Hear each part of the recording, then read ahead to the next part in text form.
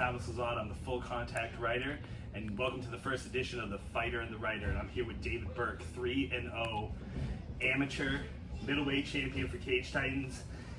Dave, you had about a week to digest this victory. Tell me a little bit about how this fight compared to the other two fights. You know, this is your first time going for a title, a big title at Cage Titans. Just give me an idea of what was going through your mind leading up to this and how it made it different from your first two fights. Yeah, this fight, I had no pressure really this fight to do well, just because you know, the time frame, I took it on short notice, which wouldn't have been an excuse if I lost either way, but it's just, it kind of alleviates some of that pressure because you know you're not going to potentially waste 8 weeks of a training camp if something doesn't go your way. And just, you know, how long I've been training or how little I've been training, just to have that opportunity, it was kind of like, whatever happens, just being on that stage is a good thing. So yeah, so I mean, in the maturity of your MMA career, everything's essentially short notice. I mean, you walked in here, Nostos MMA, downtown Somersworth, New Hampshire, what, January you said? yeah. You came in here in January. We're now a few months beyond that. We're in the 9th month of the year, so that's simple math. 8 months you've been here, and you've already got probably the top regional title. You know, huge win. You're knocking guys out left and right. All first round finishes for you. So you started out with a 19-second finish in your amateur debut. Yep. Came in, fought Ryan Fredette for 2 minutes and 40 seconds thereabouts. And all of a sudden you get this big opportunity put in front of you. Jadoffer, somebody that has been around the New England scene for a while, has a pretty good resume himself. You know, it's actually gone to a lot of decisions, so you probably had a little bit of tape on this guy. But we've known that you're not much of a fan of decisions. You usually get in there and get out and get it done really quick. What did Jadoffer present to you that you maybe hadn't seen in the first two guys? Because this is definitely a step up in competition for you. You know, the other guys had 1 or 2 fights, maybe in an amateur debut. What did Jadoffer present to you in the 22 seconds you guys tangled in the cage? You know, he came out basically the same way that he's come out in most of his fights the ones that I watched online before this fight. And you know, he has that guard where he kind of paws that lead hand out, and that's something we were training for, is to get that lead hand to get out there so we could throw over that with the right hand. And that's what I did. But he, aside from the result of the fight, you know, he's a brown belt, so compared to the other two opponents, he definitely was someone who I felt as if it did go to the ground that could be a problem for me. Yeah. You know, whether or not it's just me getting tired from having to get up or fighting off submissions. So definitely was looking to knock him out. And that's what we were training for. Just the whole camp, but realistically, just really getting sharper as sharp as I could in the last 2 weeks before that fight. Because for that fight, my hands I started fighting wild and had my hands down. So from that fight until this one, literally just working on keeping my hands up and working on powerful punches. Yeah, absolutely. Yeah. So you said, so the Fredette fight's the longest fight you've had so far, and it doesn't really take a whole lot to accomplish that feat because you're relatively quick working there. Is there something you felt in the Fredette fight that you're just like, hey, this is a little bit different?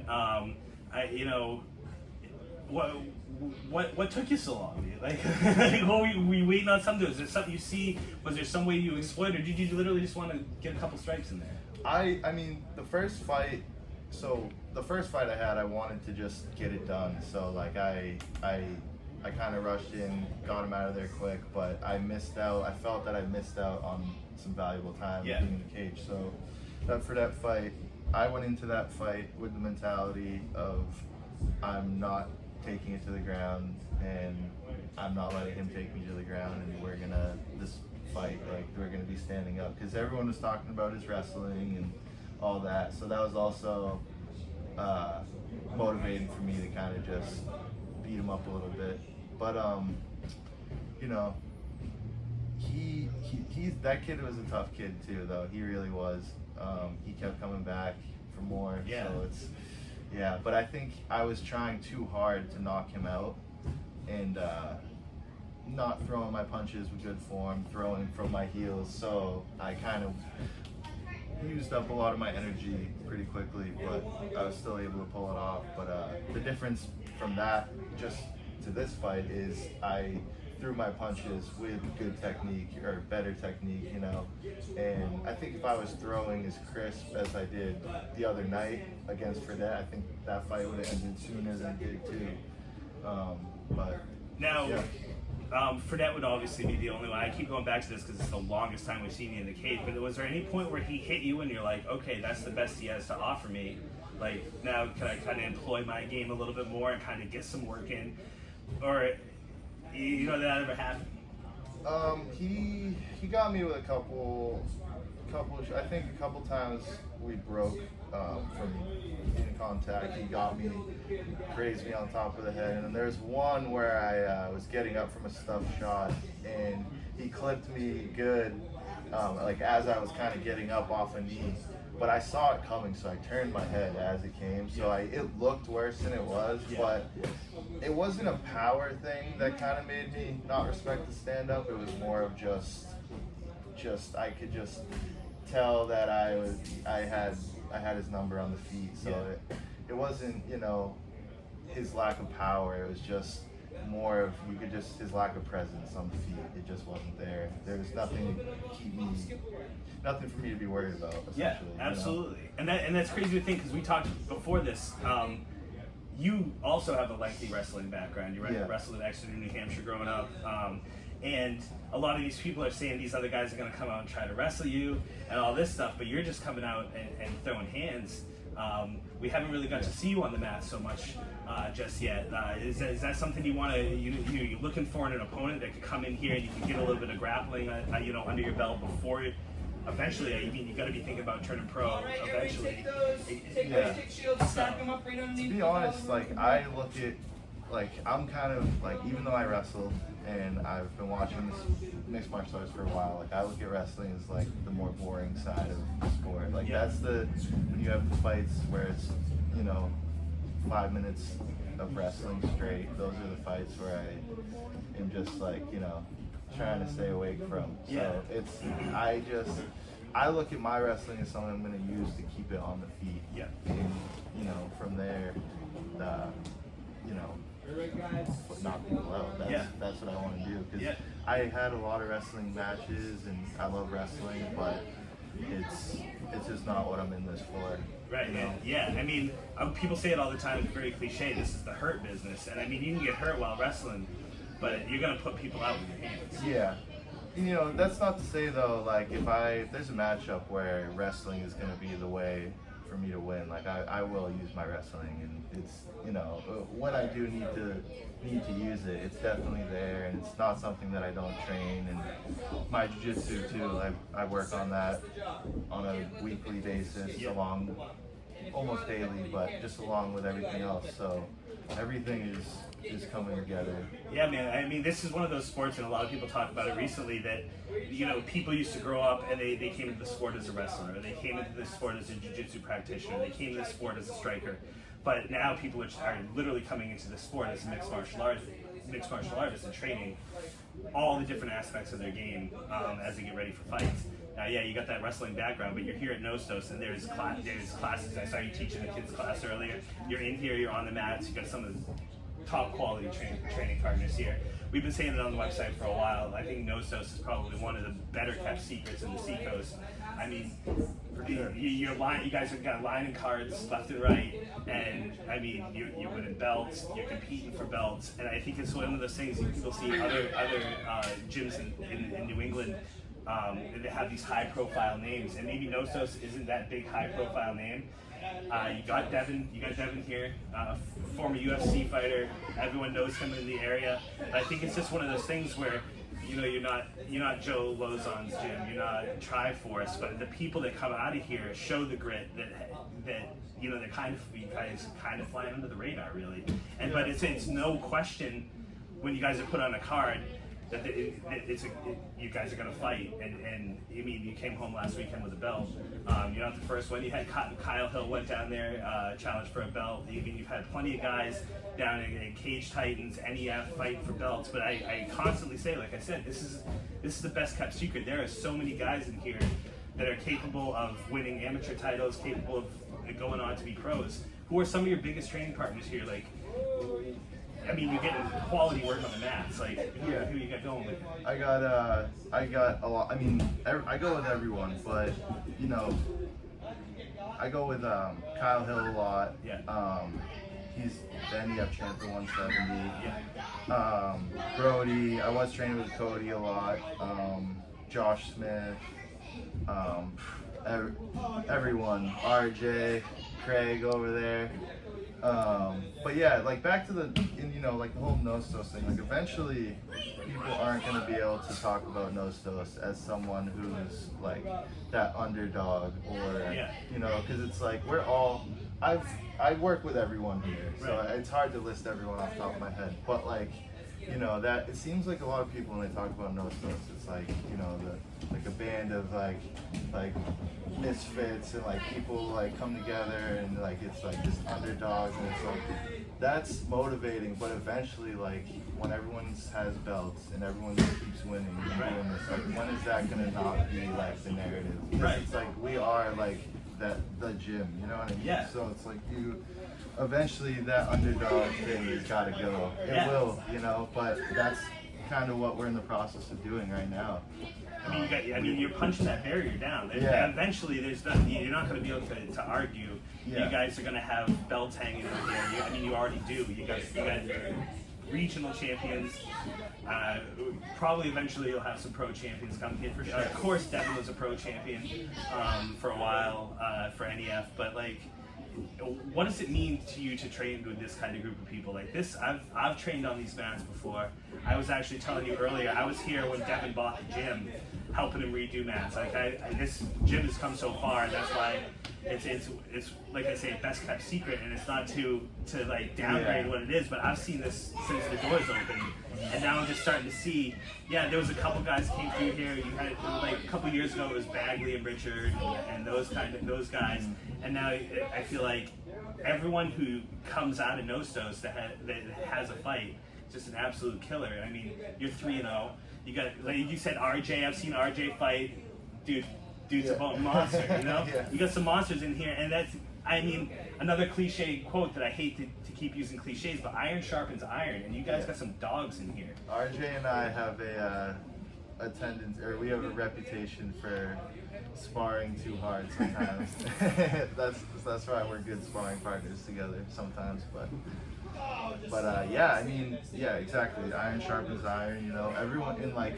Everyone in here, it's kind of like a trade-off. Like when I first started,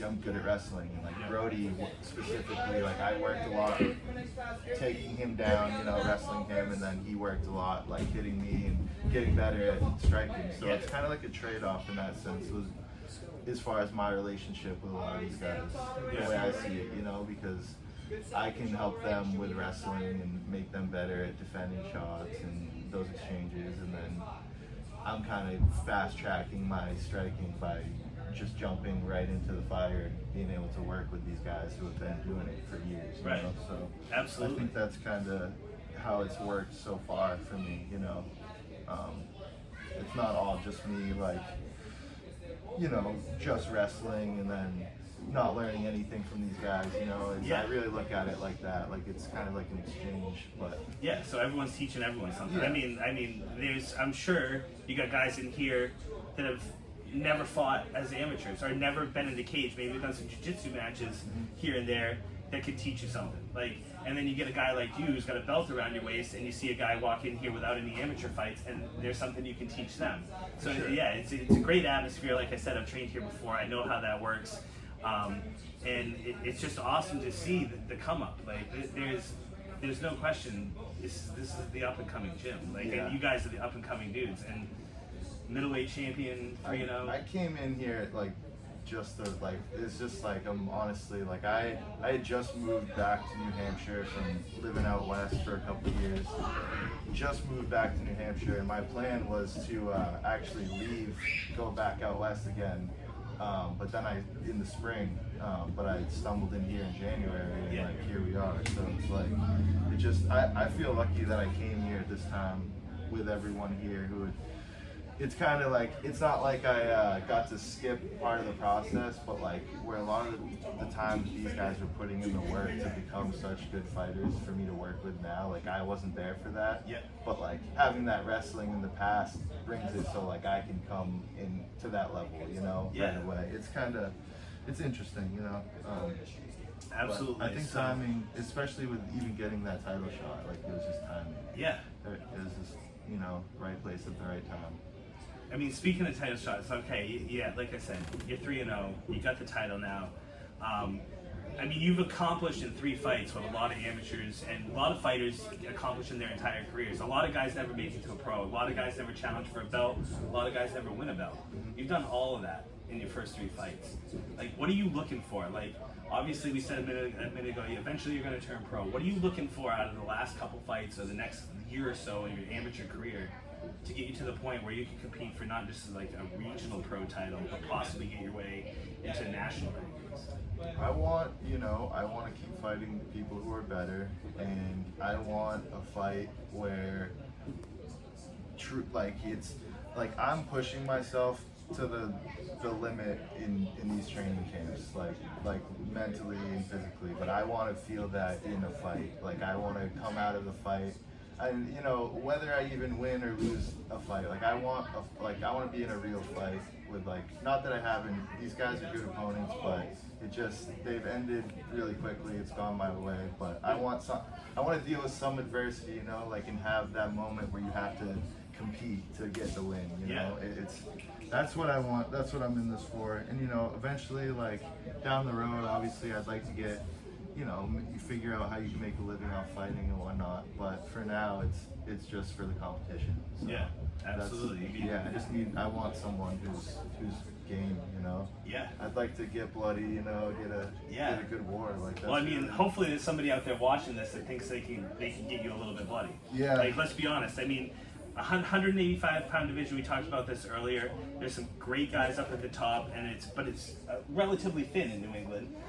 So maybe it's something where we can find somebody, you know, out of town come in here and give you a shot. I think that's what happens a lot when promotions get a champion like you, who's undefeated, and they'll bring some guys in from other areas of the world, so that they don't have to put their guys that are up and coming in the cage with somebody that they know is just an absolute monster. Maybe that happens, but really, it's just about progressing, you know?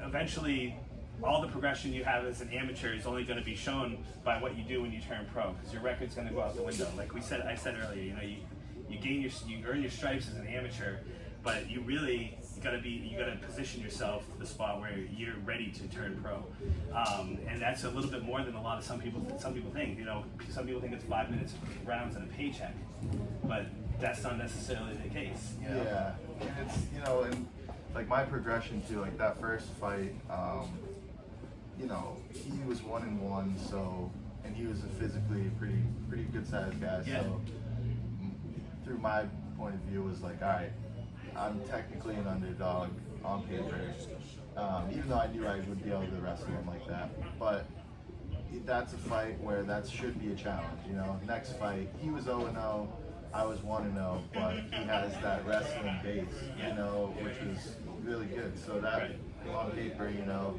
he should have been able to do something with that. And then obviously this last fight against the champ, I was definitely an underdog. So I feel like I've been challenging myself, but I've just done really well so far. So I think the next one is important. Yeah, man. I mean, the next one's always the most important. And to say you've done well so far may be a slight understatement on your part. Because, I mean, Cage Titans is about as big as it gets regionally here for amateur titles. So I like to, you know, in the heat of the moment, maybe like literally when we're fighting and like weigh-ins and stuff. Like I'm intense. Like I like to, you know, I like to maybe talk a little smack. But when it comes down to it, you know, it's a risk going in there. So like I'm modest about it because it's like I know that one slip up and that could be me in the same position that guy was the other night. You know, so it's like I like to. You gotta be confident, but you know I think being modest in the sport is key, or else you will look bad eventually. Yeah, because shit happens. Like I'm real about this. You know, I know how this goes. So. Right. I mean, you know, you hit like a truck. There's no question. Yeah. I mean, you're putting guys out, but there's gonna be. Eventually you're gonna line up with somebody that's got just as much fire in their hands. Sure. Yeah. There's already some people that have been brought up that are definitely able to do that. So, yeah. Yeah, absolutely. Well, I'm not going to keep you too much longer, David, but I think this may have been one of the most improbable interviews that our viewers are going to see. They're probably going to think we just talked about wrestling for 15 minutes with David Burke, and you got 3 knockouts. You know, but it's great that you know you are so modest about your abilities, because it's clear to us that you're a beast. Lars, our partner, told us for a while that he saw your first 2 fights live, and he's telling me, you know, this guy's the next thing. And I finally get to see you at Cage Titans. It was a pleasure, and I'm really happy you took a little bit of time to sit down with us. And at this point, is there any social media you want to shout out to? Any of your sponsors you want to give a shout out to? Yeah, I've kind of been bad with the sponsor. I haven't had any mic time after the fights. We're pumped up, so it's probably better that I didn't get the mic. But Hagen's Motor Pool, Amy Lee's Massage. We got Baked East sponsored me for the first fight or the second fight. Premium Firewood Services, and I might be missing. Oh, Hall's Brothers Roofing. They take care of us. So yeah, that's most of them. I might have missed something, but yeah. Yeah. And then all my training partners and yeah, my family, just everyone who's helping me out. Excellent. And once again, I am the Full Contact writer from NewEnglandMMA.org, and I'm here with the fighter, David Burke. There's not much more to say. He's a fighter. He's a champion. Any 185-pounders want to get in and think you can make him bleed, comment in the inbox below, because we're going to be looking for somebody that can, you know, at least challenge this guy. If not challenge for his title, challenge him as a man and physically. Absolutely. Yeah. So, this is the first episode of The Fighter and the Writer. So, how do you feel?